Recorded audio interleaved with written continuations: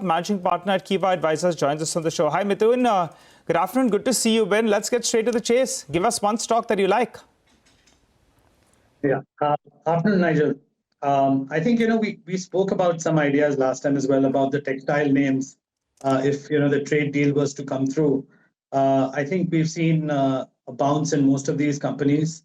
But I think the one which we spoke about continues to be something that we like is maybe Arvind Limited.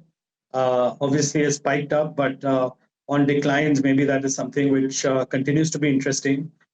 They've done well despite the tariffs being high. In the last couple of quarters, they've posted good numbers because it's a play both on textiles in terms of garmenting as well as fabric, which they supply to even markets like Bangladesh, as well as even the technical textiles. So it gives you a kind of a whole-rounded play on the textile space. But you're seeing a sharp correction in these names. Gokuldas Exports is down 3.5%. Indocount to Wellspun Living is seeing a bit of a correction. So after the run-up over the last few days, post the India-US trade deal, the interim, the framework being out, stocks today are seeing a bit of a correction on fears of increased competition coming through from Bangladesh. Mithun, what else do you like now? So I think in terms of valuations, we are looking at, also say the pharma sector.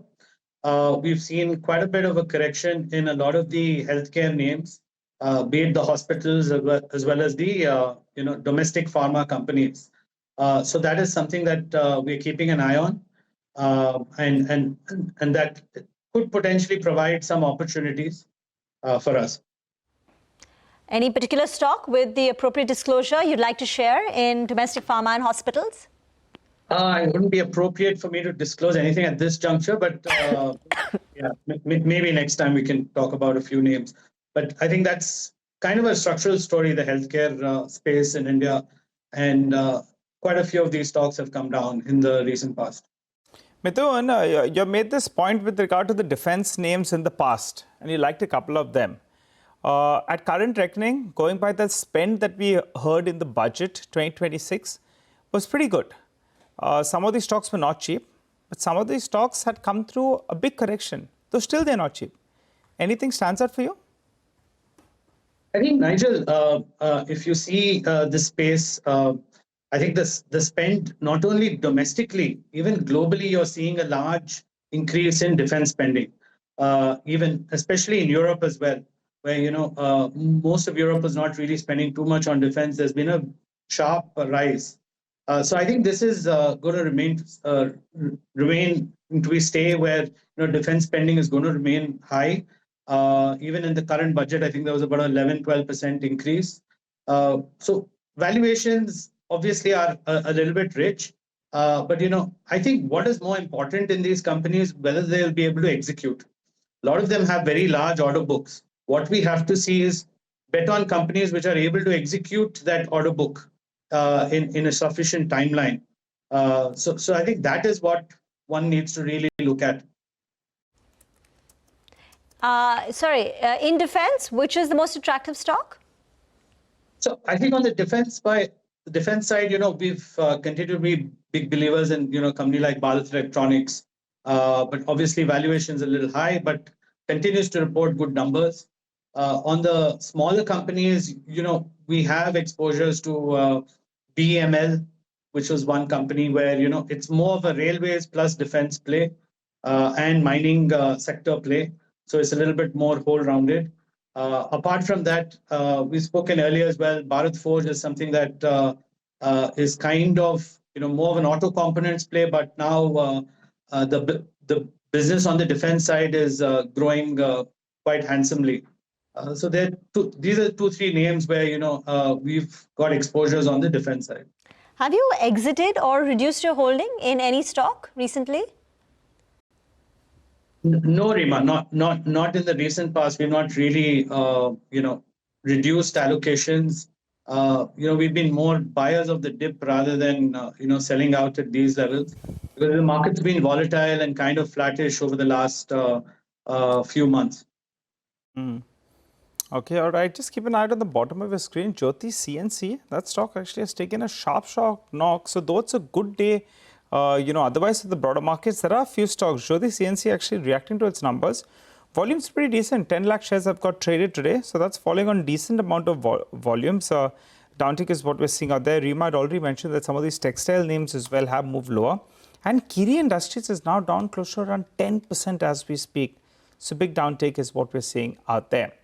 Even Safari Industries, I think the numbers just came out some time back. And Safari, the top line growth is good at about 15-16%, but margins have contracted. And there you have the stock down nearly 1%, but taking a knock in the last 10 minutes post the numbers. Safari actually, I'll be waiting by to hear because they had announced that they'll be raising some money. So I don't know whether there are incremental details that have come out there. But if they're going to be raising money, I'll be interested to know why are they doing that? Is there some inorganic growth in their mind? We know that VIP will potentially try to come back with a strategy. And VIP used to have 45% of the market. In the last few quarters, it's come down to around 35%. While Safari has moved very, very swiftly towards the direction of, of VIP. For the time being, VIP is up close to around 5%, but it's been a rank underperformer. While we know Safari over the last few years has been, a big outperformer. Mithun, do you want to weigh in on this? The travel-related themes, something you like? Nigel, honestly, I think, the valuations on most of the hotel companies have corrected. And, selectively, they seem to be a reasonably good opportunity with a 1 to 2 year outlook. Even some of the travel-related companies other than hotels have also corrected quite sharply. So I think the issue there is, I think there is some concern in terms of how the growth trajectory will be. I think the last quarter we saw a little bit of a tepid growth.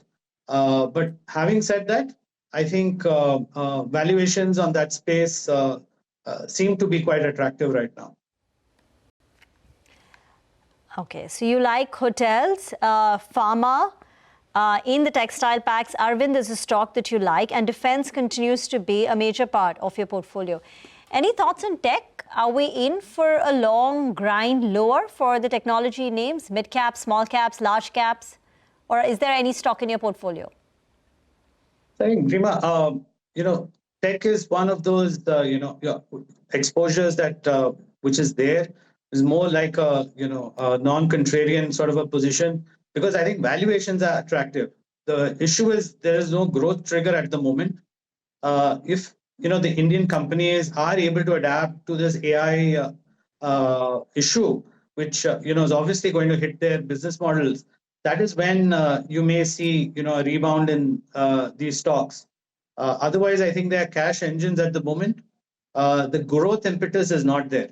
So we need to see what these Indian companies will do. I think they're aware of the issues ahead of them. Now, how are they going to respond is the key question. Okay, all right, Mithun. Thanks a lot for that. Giving us your view on all those stocks. We look forward to chatting up with you rather soon. By the way,